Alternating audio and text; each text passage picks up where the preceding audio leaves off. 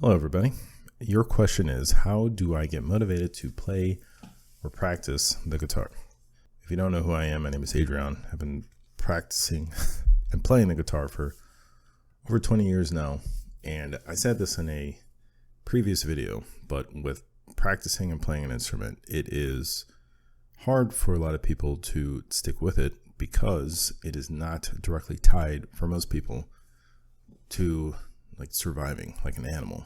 And I don't mean life or death. I mean, for example, it's not like a job where if you don't show up, you won't make any money unless you play in an orchestra or you're doing it professionally somehow.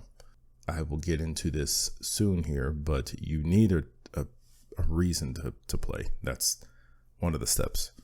So if you do a small exercise, if you have a musician that you look up to, if you go and look at their content, you will notice that there's more to most good musicians than just sitting in front of the camera and playing an instrument. Okay, the video probably looks good, the audio sounds good, and they're doing all that for a reason, and it's probably money. But we're not going to go too far into that. The main point is that they have a strong reason behind what they're doing.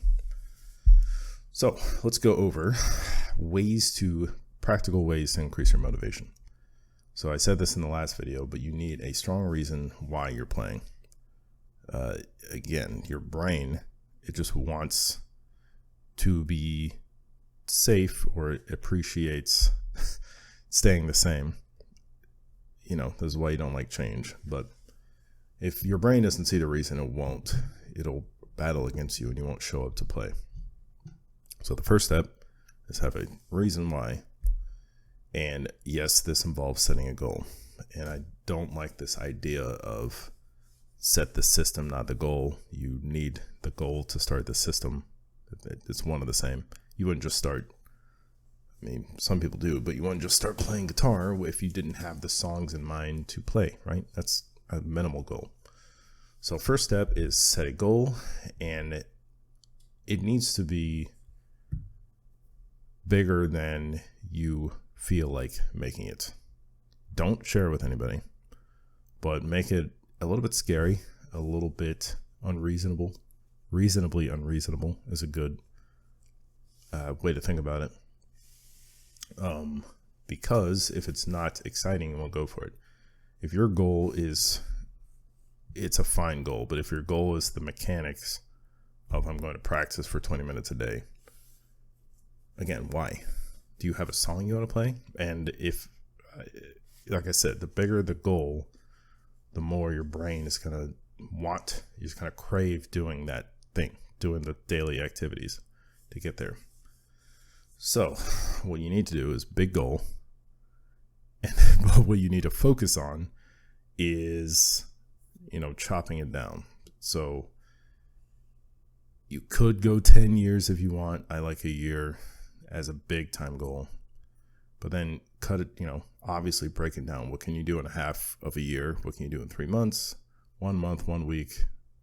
And then what do you need to do for the day today? I have a small example here. And I have yet, maybe I just haven't searched enough, but if you wanted 5 million subscribers on YouTube and you're at 0, what do you think is something that you can push to get within a year? So we'll just say the 5 million will take some time, but what can you do in a year? And it should be something a little bit scary for you. And, if you want to talk about cutting the goals down, what do you want to memorize? What songs do you want to memorize? How many songs do you want to learn? Things like that. So, and I have a note here about goal setting, but I don't know why there's any controversy around this, but there is controversy about setting goals. Setting a goal, because people will just say, well, there's no guarantee. The future is unknowable anyway. So if you're going to have this unknowable future, you might as well manufacture a future that you want to have. I don't know what else to tell you. So, and if you don't get there, at least you're taking the action to get close. Okay. It's not unreasonable to put, let's just use YouTube as an example, to put videos out there and absolutely nobody watches it. That is an impossibility unless you, I have no idea, never share it. At least show your friends or your family. They'll watch it for you. Slap it on Facebook if you have to, but just do it. All right. Step number 2. And actually the next 2 steps are more of what to do in the moment. So with motivation, if the more you know what you're about to do, the easier it is for your brain to accept what to do. If I told you go to the gym, that's a great first step. But if you don't know what to do in there, you're going to be like, okay, I don't know what to do. So now I'm scared because I have to go there and figure it out. If you write down what you need to figure out to do next, it will be less daunting. And then your brain, this is like a warm up. Your brain's like, okay, I have this song I want to learn. I am working on the first 4 measures or whatever. I'm only going to work on that. And I have a set amount of time. Here we go. So your brain's getting warmed up. You know what it needs to be done. And there's less friction there to start. And I have examples here. Write down what song you want to do, the tempo if you need to work on speed, how long you want to give yourself to work on it, stuff like that.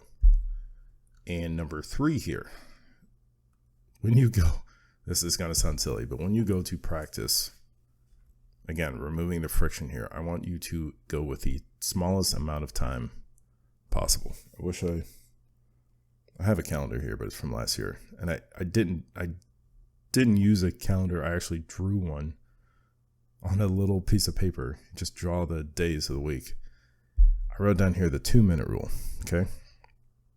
So if you haven't read it, there's a book, Atomic Habits by James Clear, where he says with any new thing, just tell yourself that you're going to do it for 2 minutes.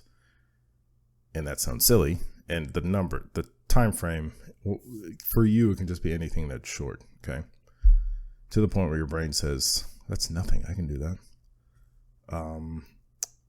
What's happening here? So when you do that, it is so easy that you give your brain no excuse to start. That's one thing. And number 2, when starting the activity is usually harder than the activity itself. You have to get set up. You have to figure out your song. You may have to find tabs. You may have to write your own tabs if you're practicing. You may have to find the song, all this stuff. But then when it comes to actually doing the thing or practicing the song, just say, all right, just 2 minutes. So getting over that initial 2-minute hump, your brain's going to say, well, that was easy. I want to do more. Or what I like to do is set not a timer, but a stopwatch.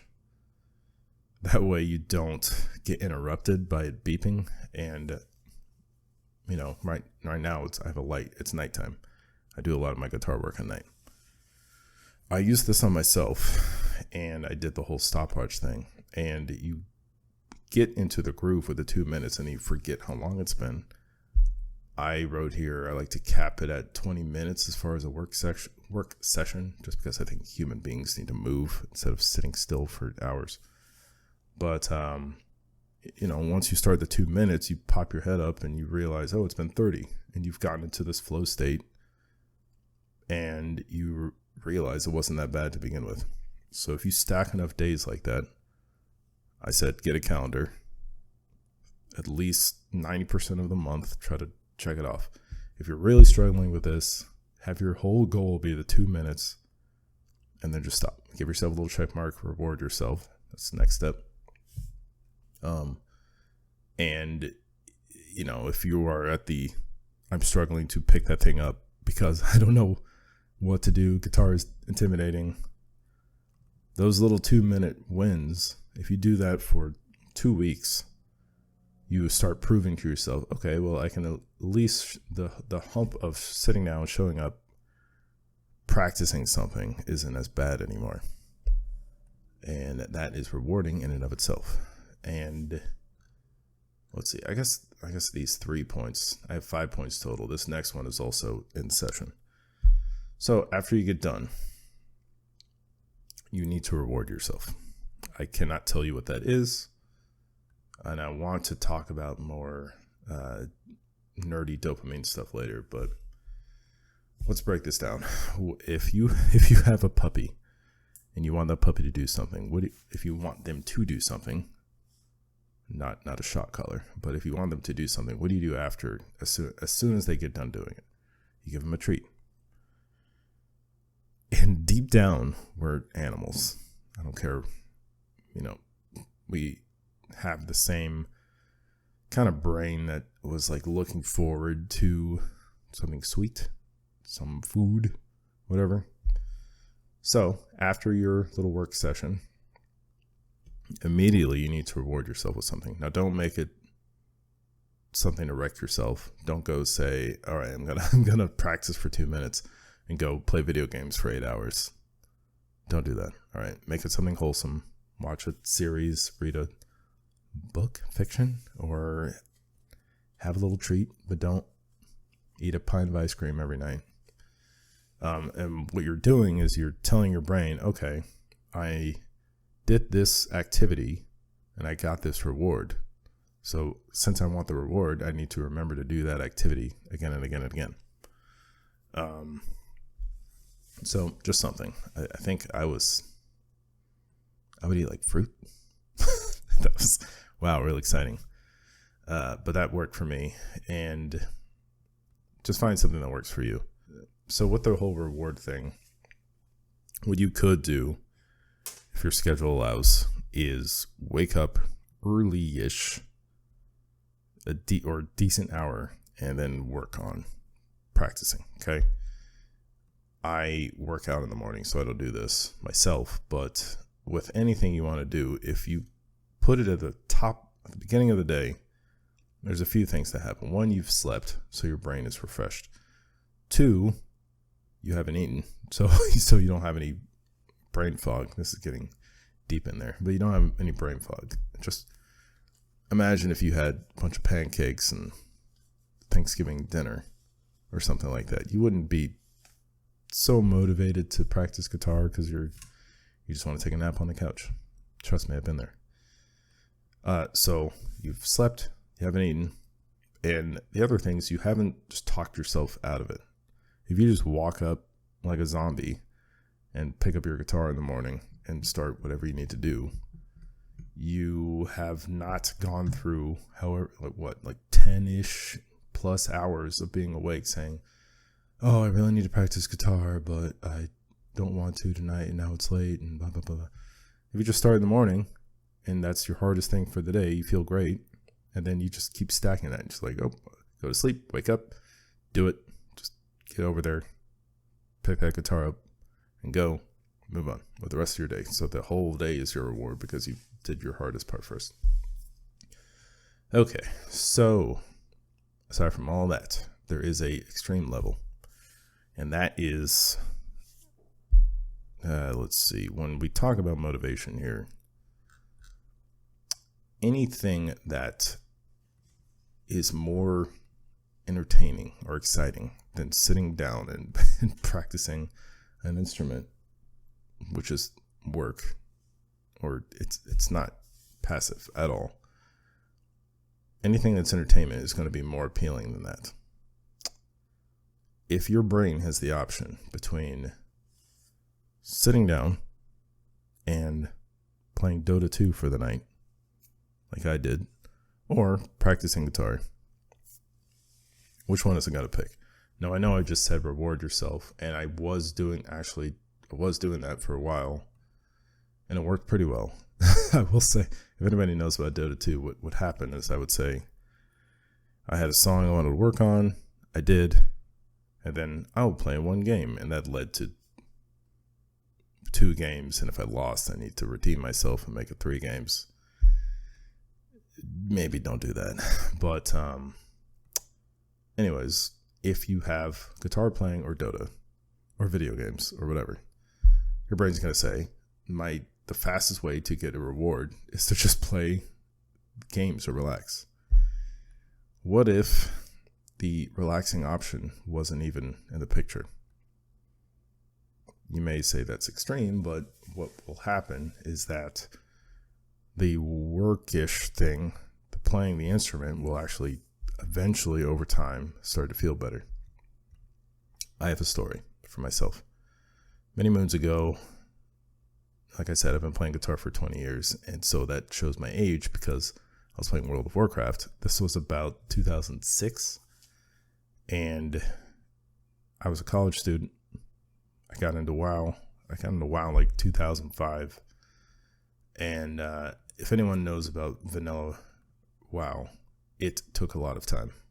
It was like super exciting to play, but it also took a lot of time. So it's just huge time sink. So being a college student and needing to study and also work out, because I was working out then too, and not having a lot of money, I had to quit a few times. And I didn't quit all games. It was just that because I didn't have my Xbox or 360. In college, I had to go to my friends to play. So what happened was at this time I was doing electrical, like metal songs, and I would write them as well. When I quit playing WoW, my brain kind of activated. And what I mean is that I didn't have this, I was bored. I had nothing else to work on. So I would write songs. I would get stuck. I would go walk to camp, walk to class or whatever, and then get an idea for a song and come back and write some more. And it was more exciting and I was more productive with writing it.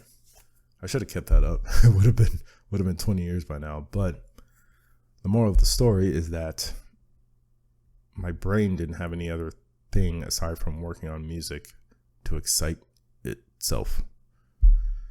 So if the high stimulating fun, I don't know what you do, and this is ironic because I do covers of video game music and shows and movies, but I don't play games as much as I used to. I'll play once in a blue moon, but how else could I sit down at the end of the night and work on this if I could easily just say, well, I'm just going to play Dota tonight? It'd be possible, and I would probably be staying up late doing that, but I took it out and it's been working for me. And it's not as stimulating, but I get excited to work on a song. I get excited to figure the song out, arrange it the way I want to, and learn it myself, and then perform it. Practice, perform, record, put it out there, get views and nice comments on the internet, and it just feels good. And I know it's not the same as me leveling up my horrible orc warrior, but it's still fun. And I just want you to try this. If you say that's boring, there's no way to know unless you just take it out for at least 30 days and see how you feel. Because, like I said, eventually the boredom will turn into, here's my games. I take it out.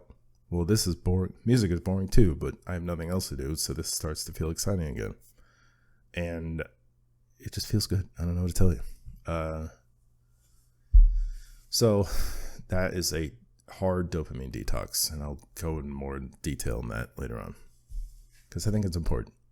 There's a reason why people back in the day did so much, and back in the day I mean like Renaissance people.